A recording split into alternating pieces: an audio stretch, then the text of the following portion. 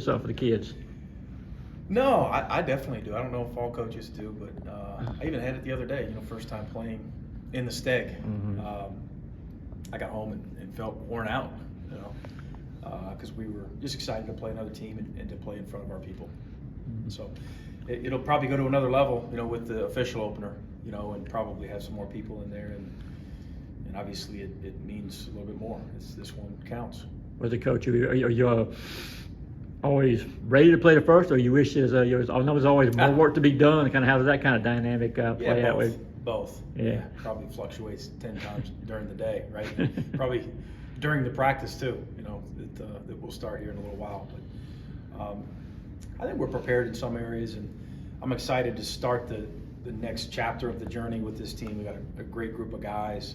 We've also got some stuff we got to get better at, but we'll continue to focus on growing throughout the season. Obviously, you want to win as many as you can, but at the end of the day, we got to continue to get better too throughout this season, game to game, practice to practice. How do you feel about the team's stamina right now with so much, the offense going a lot faster, pressing as much as y'all do? How do you feel about the stamina? I think that's one of our positives right now. I like the condition that our guys are in. We've worked really hard. Colin Crane, our strength and conditioning coach, does a terrific job. I don't know that there's one guy on the team that I think is far away from game shape. Justin Abson and Santos Surreal, starting with our bigs, probably have done a good job getting in the best shape of their lives. And our guards just pressing and running against each other every day have gotten in really good shape. Any big takeaways days removed from that exhibition, things you learned going back and watching the film? Attention to detail offensively. We're playing out of a bunch of concepts, and we're trying to play really fast. But there are times where we've got to slow down a little bit mentally and execute what we're trying to execute a little bit better. Troy did a good job of keeping us off balance with some zone press and some man press, and jamming us really in their off of misses in their base man, and they're a really good defensive program. So they showed us they exposed us a little bit in a couple of those areas offensively, and then on the defensive glass, we've just got to get better. We've got to get more physical. We've got to find some guys that can raise their level of accountability and block out more consistently. We've got to embrace the fact that we've got to do a better job there, or those 14 or 15 that we gave up against Troy will be 23 in an SEC game. Is that kind of a trade-off, though, when you've got a backcourt and you got more players who are quote-unquote a little bit smaller than what you had last year with a protected rim, defensive rebounding, but you've got a team that's able to go a little bit faster? I think it's a little bit overrated. I really do, because I think we've got speed guys that can get the long rebounds. Okay. And then the fight that takes place 15 feet from the rim, a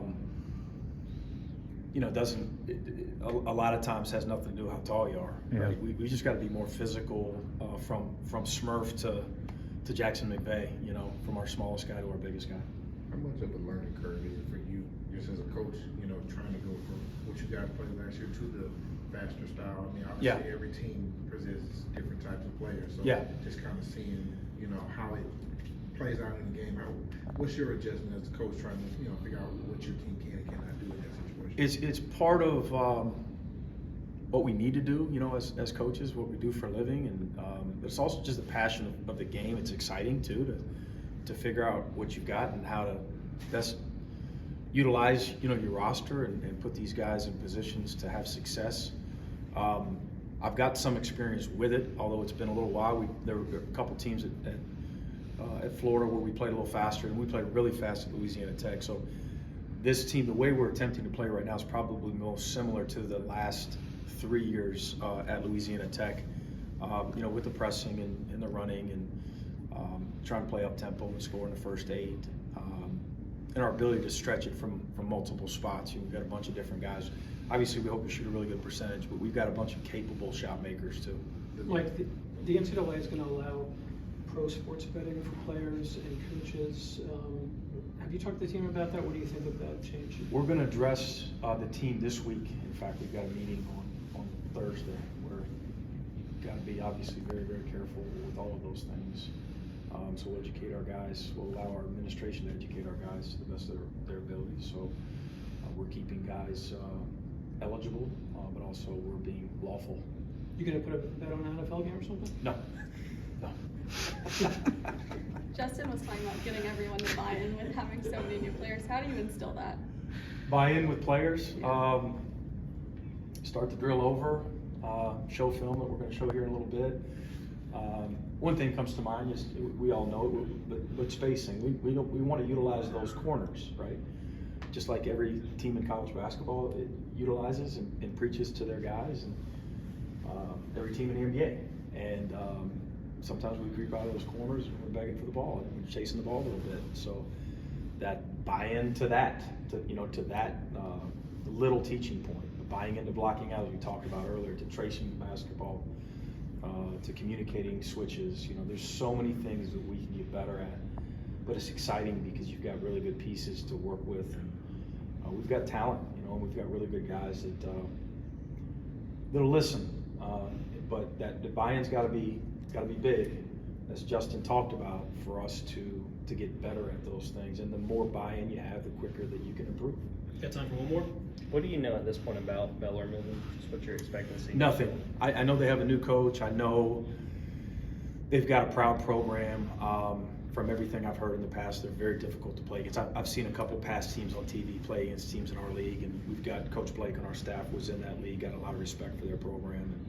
And by the end of this week, we'll dive into as much film as we can get our hands on. But new team, we're a new team.